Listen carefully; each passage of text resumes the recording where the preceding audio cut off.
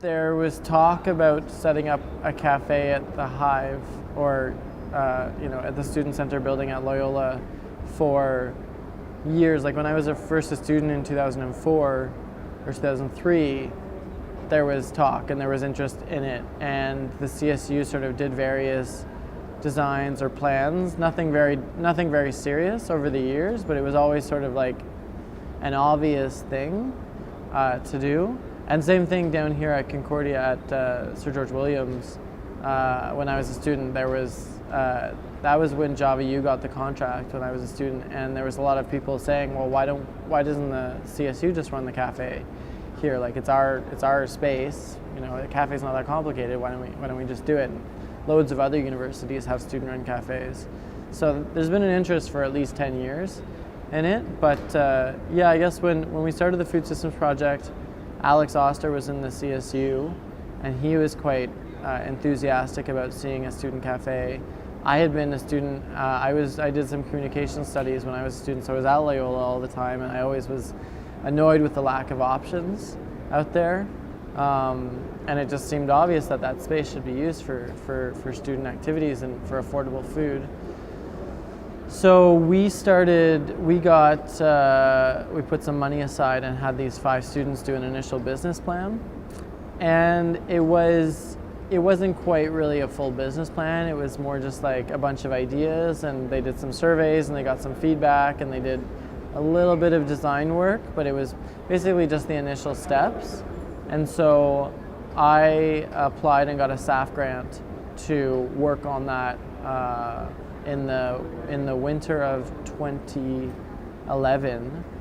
So I approached PK Langshaw, who's a professor of design, and we had done some work in the past together. She was on the board of Sustainable Concordia, and so I approached her and asked if she had a class that she could get to work on the Hive Cafe designs, and she did. So they had something like applied object design or integrated object design or something like that. So it was, I think, about 60 design students. And so we proposed that they all focus on the Hive Cafe and on designing different elements of the cafe. So they got to work, and over the winter of 2011, there was, I think, 10 or 12 teams, and they each designed, like one group did counter design, one group did lighting, one group did the logo and visuals, another group worked on using mason jars for glasses and also for pots for plants and things like that, like suspended growing systems. Another group did a manifesto. So they did that over the winter. I worked on the business plan, the financial, the suppliers, the equipment, all that kind of stuff. And then I raised money from various bodies within the university. So the CCSL, who else? The VP Services, the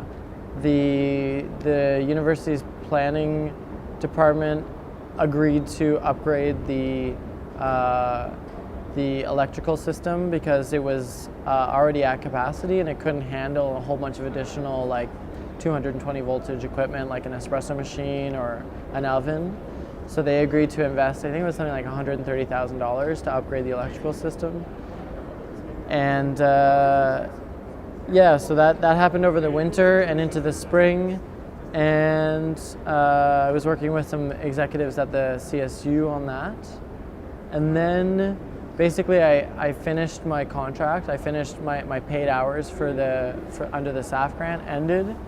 And that would have been into 2012. Yeah, that would have been the winter of 2012 because that's when it ended, and it was the Maple Spring. And so I was trying to get the CSU to move forward with installing the cafe, but everyone was pretty focused on the student strike at that time, and as well, the then manager of the student union was really resistant to opening the cafe because Reggie's was constantly losing money and was sort of a big problem for the CSU to manage. So she was really resistant to the idea of opening a new business. And she kept saying, well, we have to, fix the problems with our existing business enterprise before we can start a new one, even though it's a totally separate thing. And it's at Loyola, and it's sort of, we'd already been talking to people, and everyone said, yes, we want this. So at that point, I finished my contract, and I needed to go find work. So I went and took another job, and the project kind of went on the ice, I guess, for I think at least 6 months. And then the new student union came in, and Benjamin Prunty was a VP sustainability, and he was really enthusiastic about seeing the cafe happen. So we met, and I showed him everything that had been done, and I told him who the contacts were within the university, and what the university had agreed to, and the money that had been raised, and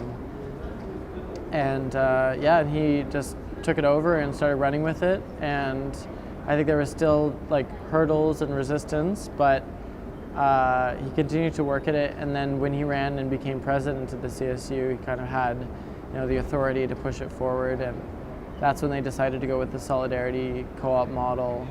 And another big issue with the Hive Cafe was the Loyola luncheon, because it was like we either have the luncheon or we have the cafe, but having both doesn't really make sense, because you can't have a cafe and then give away a bunch of free food at lunchtime, which is when your cafe needs to sell sandwiches to make itself viable. So that was a big challenge. Like, how do we reconcile this service that the CSU offers with this other service that a lot of people would be interested in having? Probably a lot more than use the Loyola luncheon. So that was always a kind of a big headache. And I don't know actually what the solution they came up with is, but the cafe is up and running, so I guess they figured something out.